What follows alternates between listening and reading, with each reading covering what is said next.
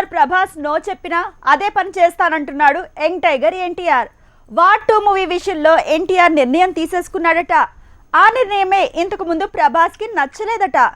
ఇంతకీ వార్ 2 మూవీకి ప్రభాస్ తారక్ నిర్ణయాలకి లింక్ ఏంటి? టేకెలు. ఎన్టీఆర్ కొరటాల శివ సినిమా చేస్తూనే ఆ తర్వాత వార్ 2కి సై అన్నాడని వార్తలొచ్చాయి. అయితే ఈ సినిమాలు అసలు తనకంటే ముందు ప్రభాస్ చేయాల్సిన సినిమా అని కూడా వార్తలొస్తే అదేం లేదని సినిమా టీం తేల్చింది. కానీ ఇక్కడే కథలో ట్విస్ట్ ఉందని తెలుస్తోంది. RRR హిట్ తర్వాత ఏం చేసినా భారీగా చెయ్యాలని తారక్ టైం తీసుకుని మరీ కొరటాల శివ మూవీ చేస్తున్నాడు.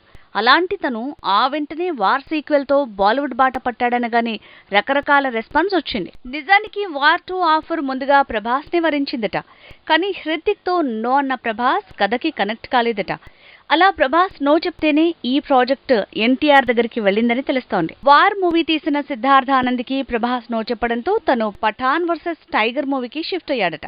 దాంతో వార్ 2ని తీసే బాధ్యత అయాన్ ముఖర్జీకి అప్పచెప్పింది యష్ రాజ్ టీం. ప్రభాస్ నో చెప్పడం వల్ల ఎన్టీఆర్ ని వార్ 2 ఆఫర్ వరించలేదు. ఇది తారక్ కోసం రెడీ అయిన ఆఫరే అంటూ ఫిల్మ్ టీం రివర్స్ ప్రచారం మొదలుపెట్టింది. అయితే ఒక హీరో నో చెప్పినా మరో హీరో ఆ మూవీ చేయటం కొత్తేం కాదు. కానీ ప్రభాస్ నో చెప్పిన సినిమాలు ఎవరు చేసినా ఫ్లాప్లే ఎదురొచ్చాయి.